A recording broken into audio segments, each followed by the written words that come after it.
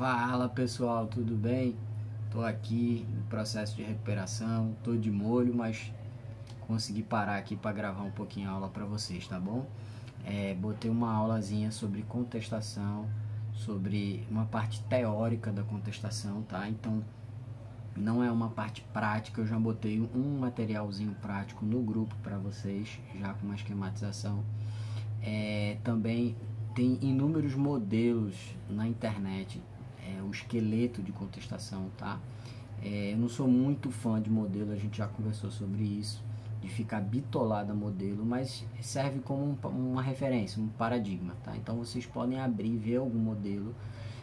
O modelo de contestação é basicamente o mesmo modelo de uma inicial, né? Só que a gente só vai alternar, evidentemente, o que a gente pede, o que a gente faz na hora de pedir, tá? Então fiquem tranquilos quanto a isso, tá? Esse desespero de modelo. Desenvolvam o modelo de vocês. A gente já conversou bastante sobre isso, tá? Sempre desenvolver modelo para vocês, que seja otimizado, que seja rápido, eficiente, para fins também de adaptação à prova da ordem, tá? Por conta do tempo e a quantidade de linhas de prova de ordem, que é só até 150 linhas. Então vocês têm que usar sempre esses parâmetros, uma coisa otimizada. Por isso que não é muito bom ficar passando modelo, porque senão eu bitolo vocês no modelo.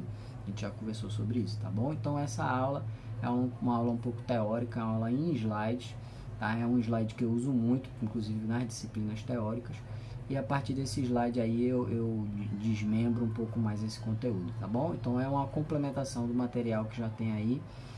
Espero que vocês aproveitem, tá bom? Logo, logo tamo junto aí. Um beijo e um abraço a todos. Então, pessoal, então vamos lá. Começando aí um pouquinho sobre a defesa do reclamado. A gente vai conversar um pouco sobre defesa do reclamado e focar um pouco na parte da teoria e também focar na parte de contestação, né? A defesa do reclamado, ela do ponto de vista real, do ponto de vista prático, ela se compõe tanto da contestação quanto das exceções e também da possibilidade da reconvenção. Mas a gente vai focar aqui um pouco sobre contestação, tá bom? Então vamos lá. Primeira coisa que a gente precisa observar na defesa do reclamado, sobre defesa, é que, na verdade, a gente até fala, a necessidade de todo o processo da defesa é uma pergunta importante a se observar. Todo processo tem, para ele ser devido, né, eu preciso ter a condição da defesa estar nos autos, né? Então eu preciso observar uma defesa no processo, tá? Isso aí é uma pergunta que às vezes as pessoas se equivocam, tá? Por quê? Porque, na verdade, não é que todo processo efetivamente tem que ter a defesa, né? Tem que ter o direito de defesa, não é isso?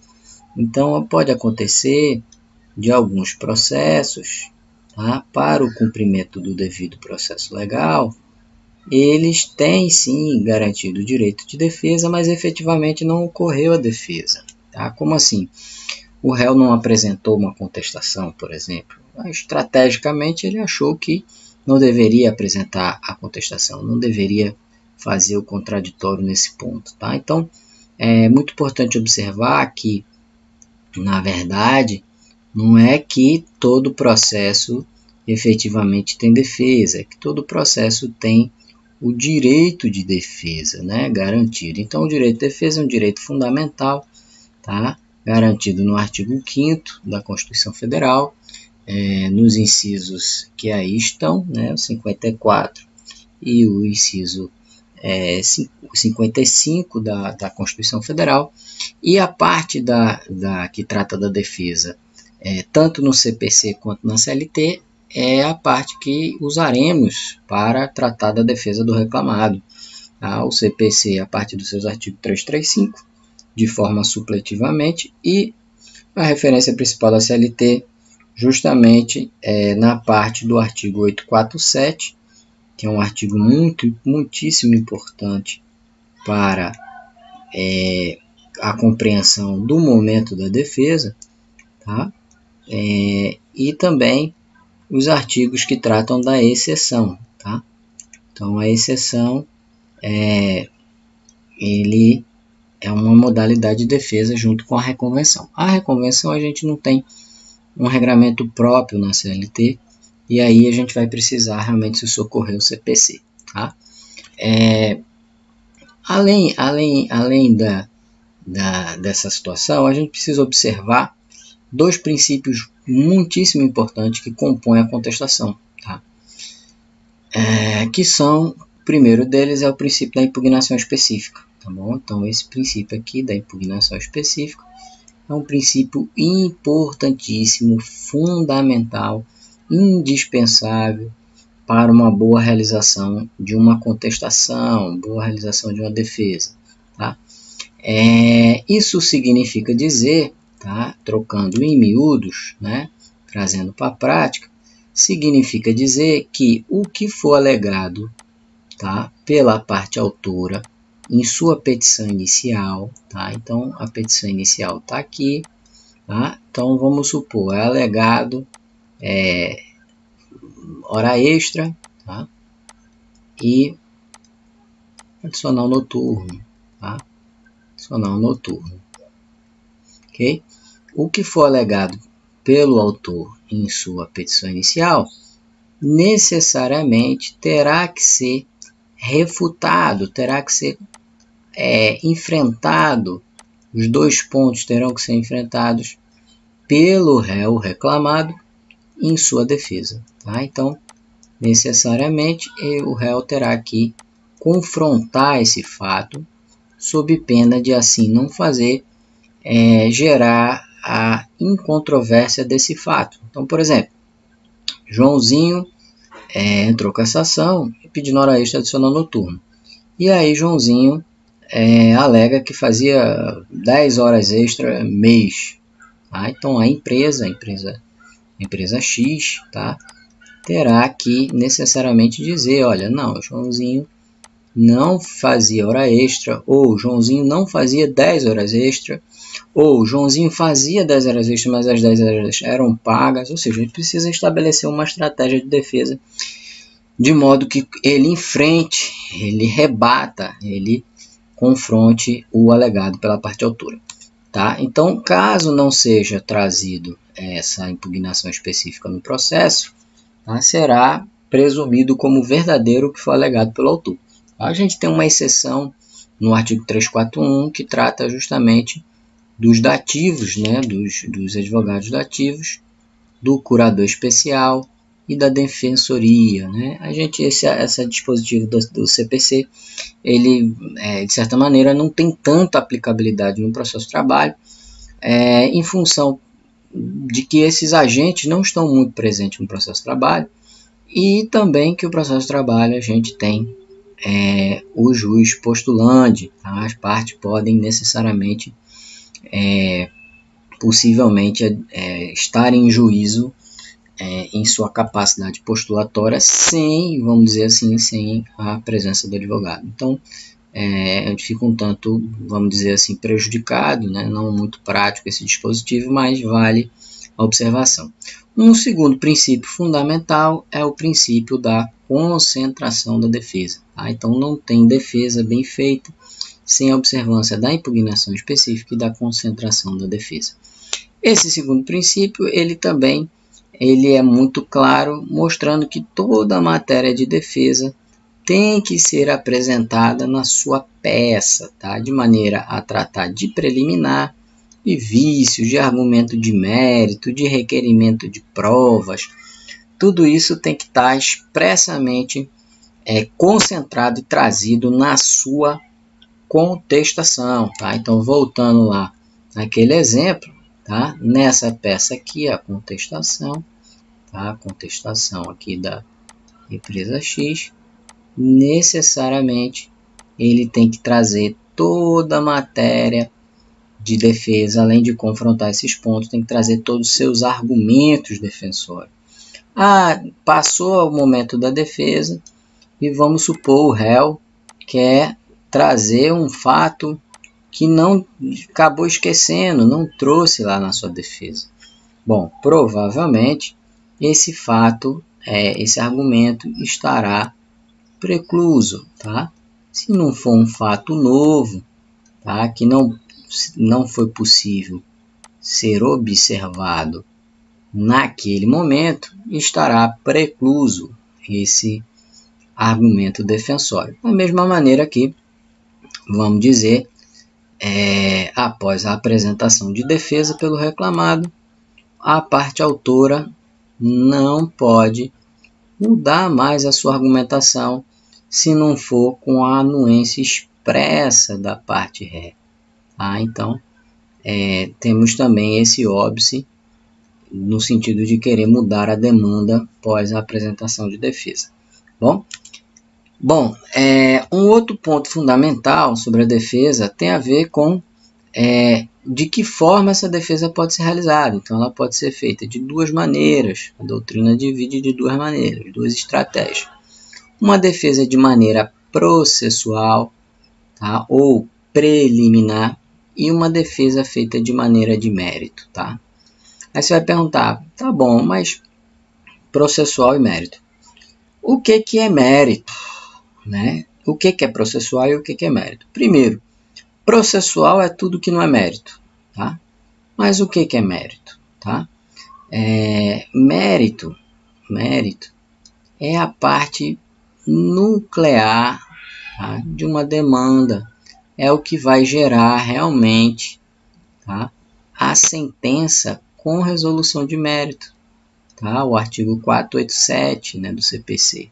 Tá? Então, a sentença que analisa efetivamente a questão trazida a juízo, o fato fundamental, a controvérsia fundamental trazida a juízo. Costumo dizer, o mérito é como se fosse o coração do processo, a parte mais importante do processo, tá? Onde está lá a causa de pedir próximo, remoto, né? A causa de pedir próximo, remoto está associada à questão de mérito, junto com o seu pedido, evidentemente. Então, esse elemento ele tem que ser observado dentro do processo. Então, o que não for mérito é defesa processual. Essa defesa processual pode se dar de maneira preliminar peremptória, ou seja, o resultado dessa decisão, dessa preliminar, trará a extinção do processo sem análise de mérito. Um exemplo disso, litispendência, coisa julgada, tudo é preliminar peremptório. E as preliminares dilatórias são aquelas que não trazem uma extinção do processo, mas traz um atrapalhamento, né? um retardo processual.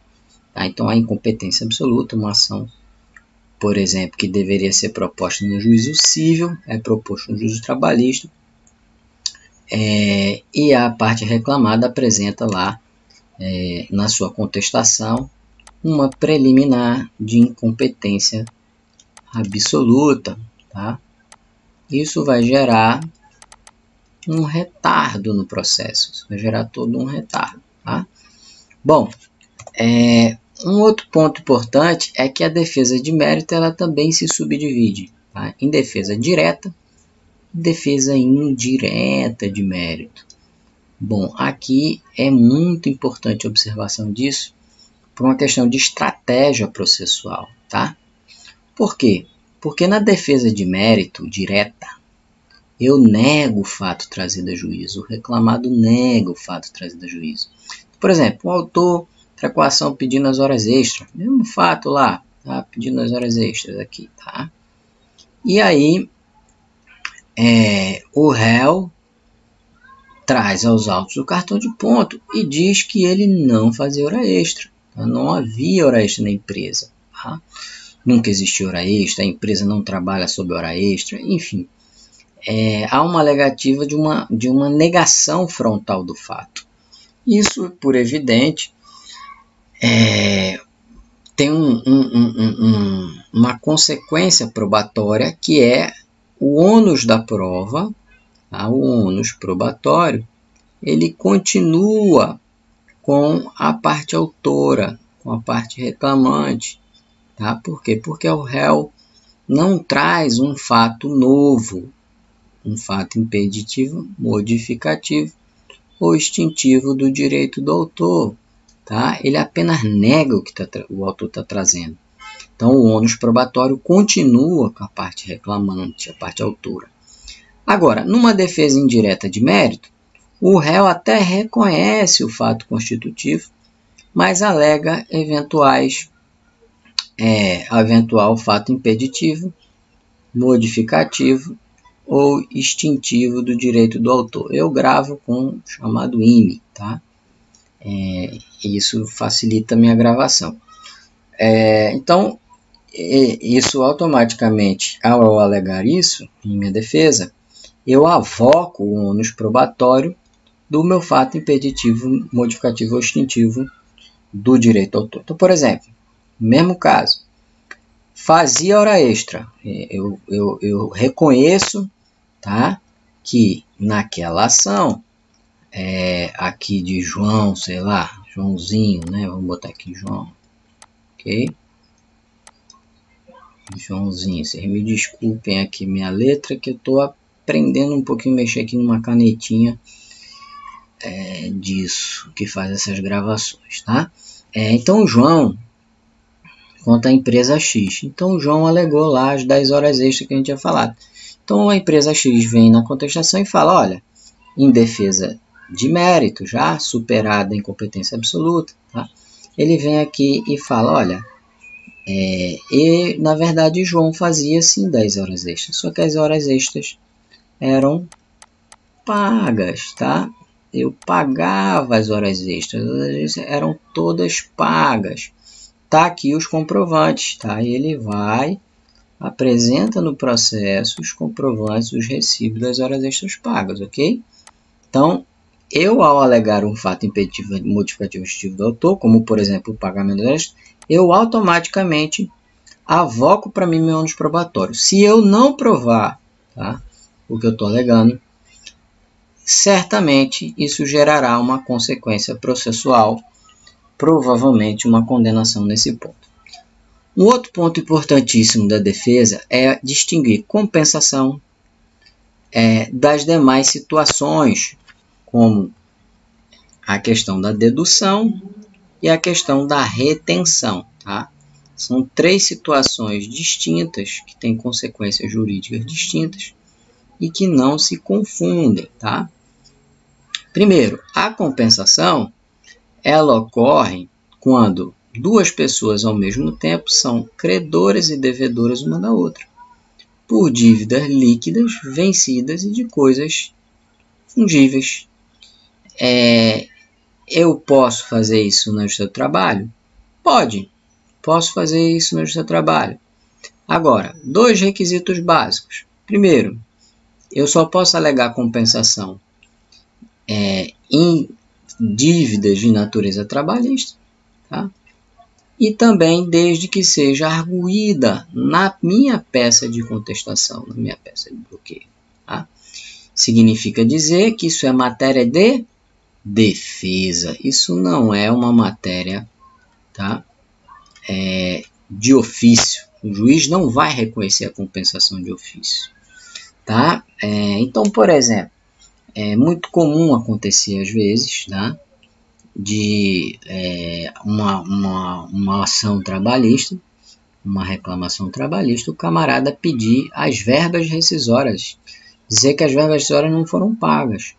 Só que a empresa vem a juízo e traz os comprovantes que elas foram pagas, mas de maneira parcial, tá? Então, houve sim, por exemplo, as verbas rescisórias totais eram 10 mil reais e a empresa pagou 5 e deve ainda os outros 5. Como é que eu vou abater os 5 mil já pagos? Através de uma argumentação de compensação, tá? Então, eventual, vamos dizer assim, condenação sobre aquela parte, tá?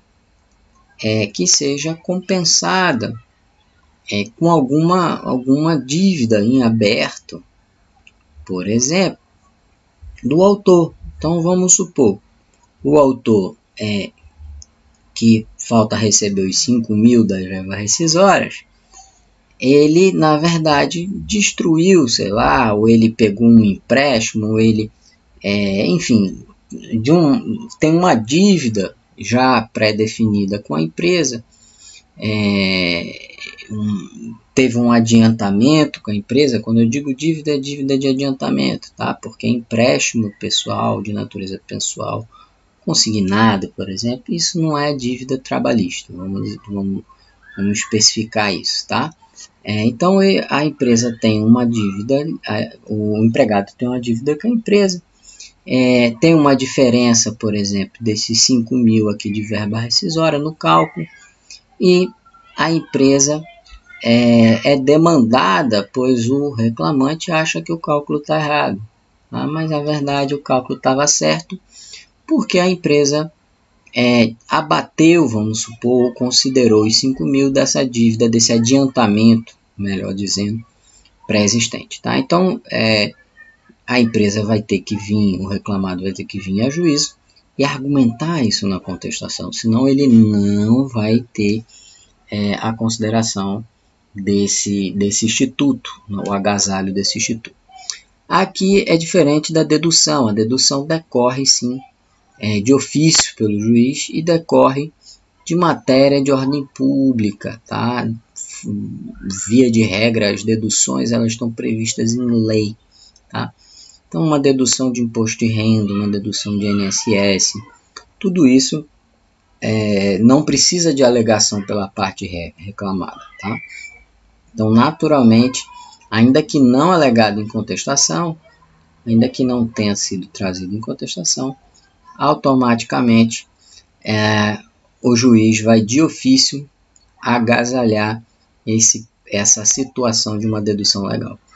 E o terceiro instituto, que não deve ser confundido, tem a ver com a retenção, tá? A retenção, ele é uma situação excepcional, tá?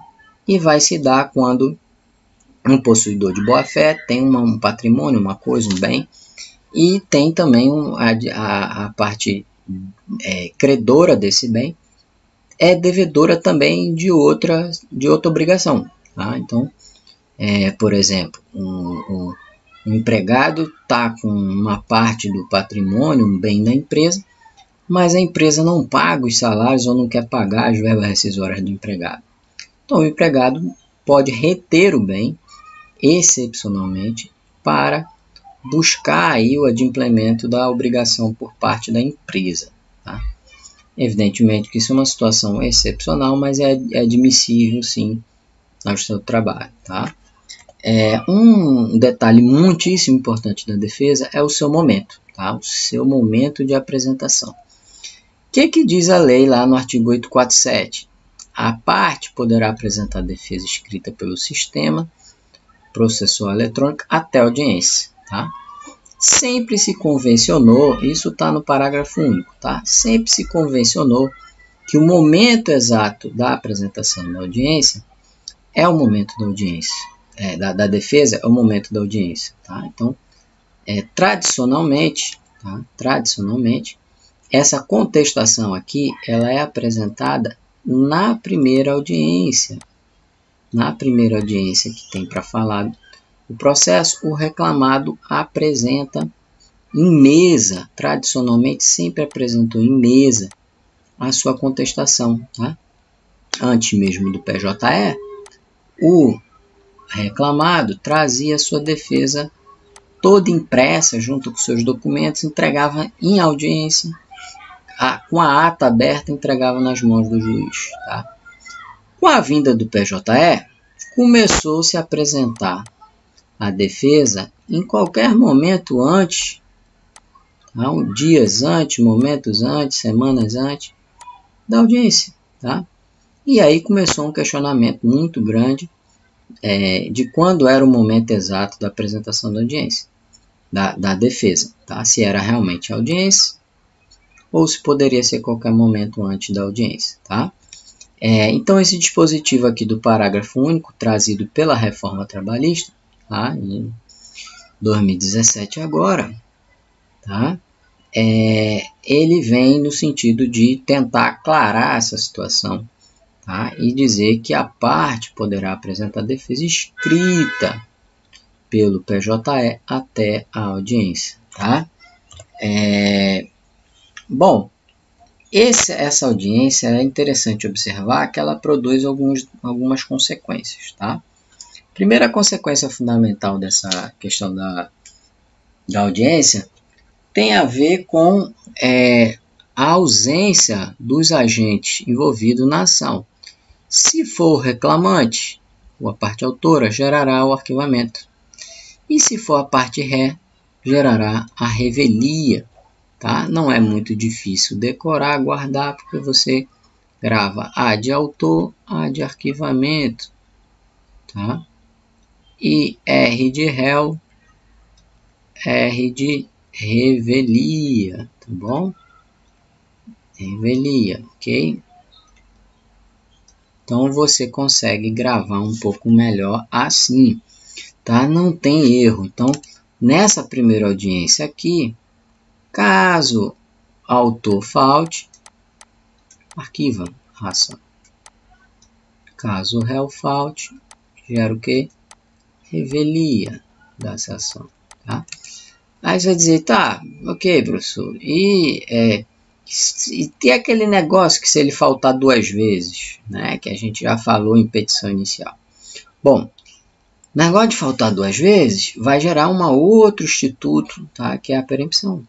Tá bom? Perempção trabalhista. Uma das hipóteses de perempção é gerar 2 vezes o arquivamento pela parte autora da ação. Então, ele gerou o primeiro arquivamento, faltou a primeira ação, aí ele entrou novamente, gerou todo o trâmite novamente, quando chegou na audiência, ele faltou novamente, danadinho, vai gerar a consequência da perempção. Tá? Essa audiência, ela pode eventualmente, no parágrafo 1º do 844, ser suspensa. Tá? A ideia é que as audiências sejam sempre unas, sempre foi assim. No procedimento sumaríssimo é sempre una, no ordinário, recentemente, tradicionalmente, o judiciário tem partilhado essa audiência através desse dispositivo aqui. O juiz suspende a audiência e remarca uma nova data para ouvir testemunhas, por exemplo. Bom, se o reclamante falta, isso também veio com a reforma, falta essa primeira audiência, além do arquivamento, também gerará uma consequência processual, que é a condenação e pagamento de custas e despesas processuais, ainda que seja usuário da justiça gratuita. Isso aqui é dispositivo mais um dos dispositivos da reforma que está sobre questionamento, né? Mas é isso que a lei tem colocado, tá? A não ser que ele em 15 dias comprove que a ausência se ocorreu de modo justificável, motivo de saúde, etc., devidamente comprovado. Bom, o pagamento dessas custas é logicamente a condição para a propositura de uma nova demanda. Voltando para a revelia, a primeira coisa é observar o que é revelia. Muita gente confunde, tá? A revelia não necessariamente é confissão, primeiro ponto.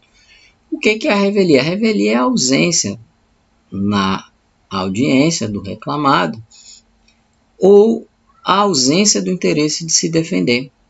Por que a gente, hoje, pós-reforma trabalhista, não é muito adequado dizer que a revelia é a falta do reclamado à audiência?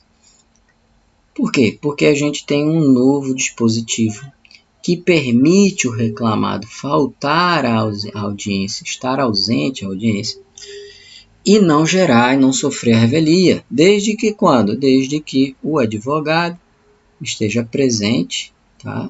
E apresente lá a sua contestação com os documentos mostrando o ímpeto, né, o interesse de se defender. Okay? Então, hoje não mais, pós-reforma, é correto dizer que a revelia decorre tão somente da ausência do reclamado. Tá? Não é verdade.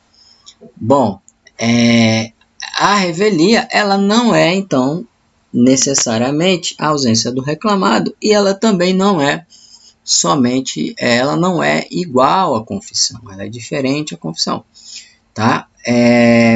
A confissão, ela parte para uma ideia de admissão dos fatos, tá? Quando a empresa, o reclamado, seja empresa ou seja outro organismo, órgão internacional, ONG, enfim, quando a gente diz empresa, empresa lato sensu, pessoa física, jurídica, ou até mesmo o próprio empregado pode ser demandado também na justiça do trabalho. Tá? Quando o reclamado, então, admite os fatos pela parte contrária, ou até mesmo o reclamante, né, no caso a confissão, ela não se aplica só ao reclamado, a gente vê o nascimento, a gente percebe o instituto da confissão. Tá? Então essa confissão ela pode ser tanto de forma expressa, como de forma ficta. De forma expressa, o ânimo ele fica expresso no processo. Então vamos supor, eu confesso que realmente não paguei as horas extras, tá? Vamos supor. Então há uma confissão ficta, uma confissão expressa, desculpa. E a confissão ficta é quando ela não está expressa, tá? Ela tem ali uma situação que decorre de uma vivência processual, de uma situação processual, mas não decorre de uma manifestação expressa. Então, a ausência no comparecimento, por exemplo, na audiência de continuação, que é a audiência que vai ouvir, vai colher os depoimentos, geralmente no procedimento ordinário, é a segunda audiência, tá? Vamos supor aqui, tá? Uma audiência de instrução, ou também chamada de continuação, no ordinário geralmente é a segunda audiência, tá?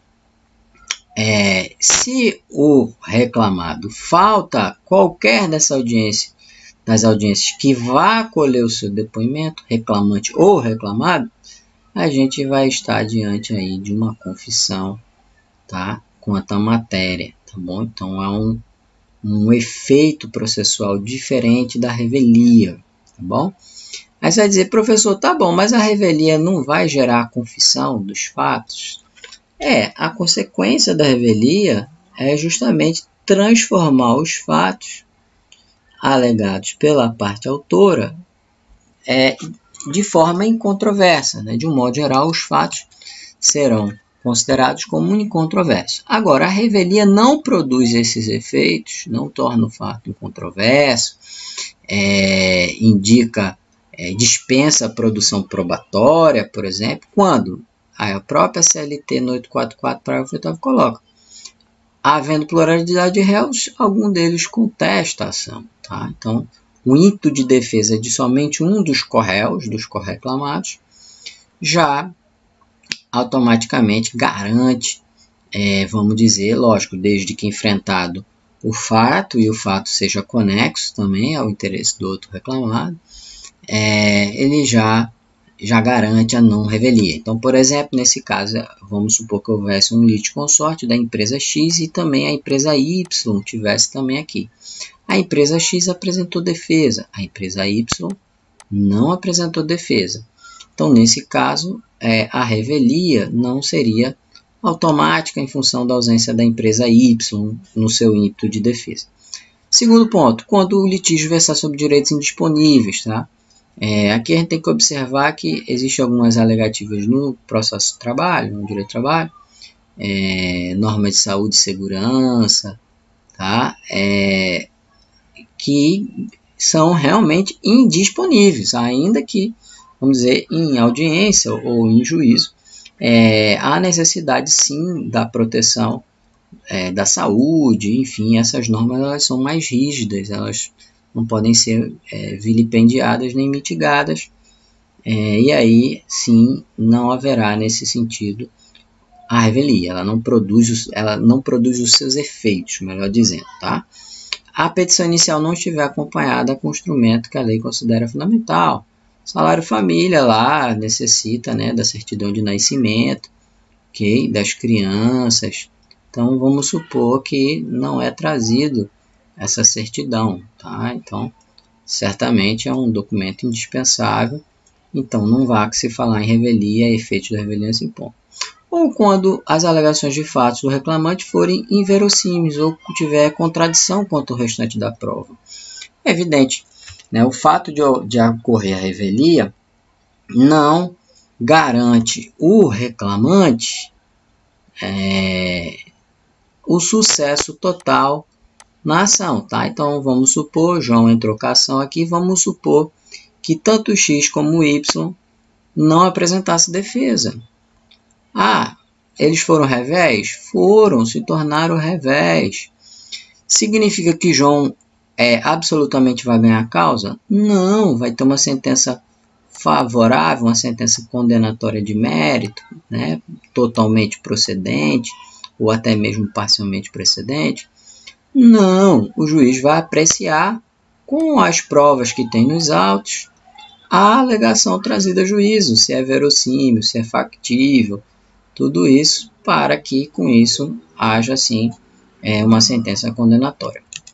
Bom, para fechar e a gente finalizar essa parte teórica aqui de contestação, a gente fecha com a súmula 74 para fechar o raciocíniozinho de confissão, que são 3 pontos fundamentais da confissão que a gente vai falando.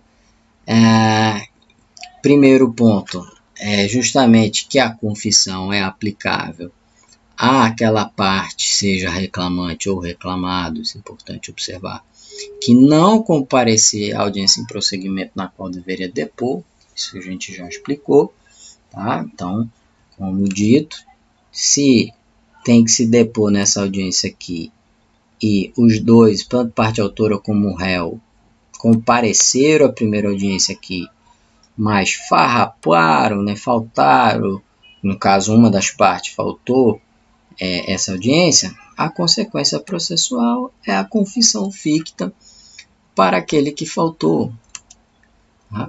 Segundo ponto, a prova pré-constituída nos autos pode levar em conta para o confronto da confissão ficta. É lógico, não implicando o cerceamento de defesa, o indeferimento de prova posterior é evidente.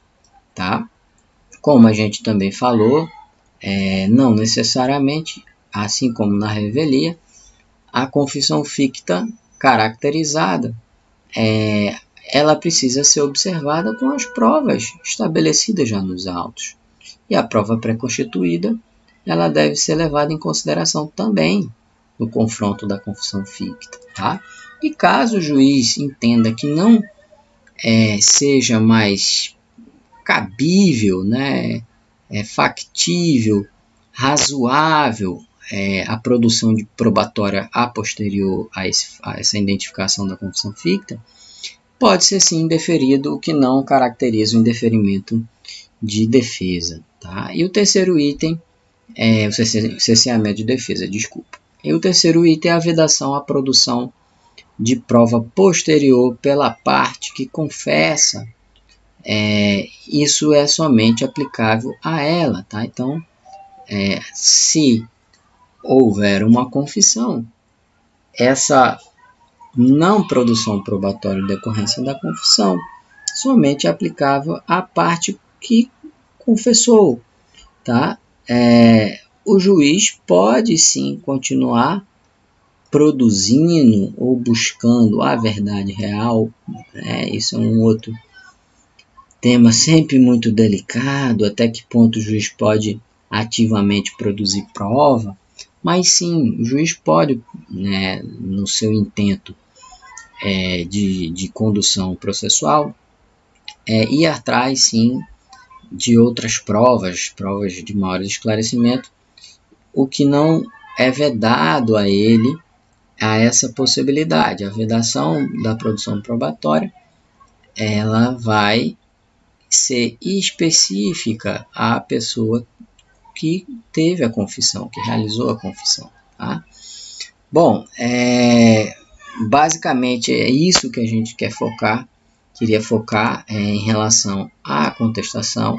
São elementos teóricos sobre a contestação, tá? os elementos práticos, como estrutura, o esqueleto da peça, onde colocar. A gente tem muitas referências já na internet, material, livros de prática, e etc, etc. Tá? Então, é muito importante essas observações teóricas na hora de produzir a contestação. Tá? Então, toda contestação começa com uma defesa preliminar e, passado a parte preliminar, é que nós vamos enfrentar o mérito, tá? O mérito, ok? Então, sempre, do ponto de vista da estratégia, é uma observação primeiro de preliminar e depois de mérito. Bom, espero que vocês tenham gostado. Um abraço para vocês, tá? E fiquem com Deus aí. Um forte abraço.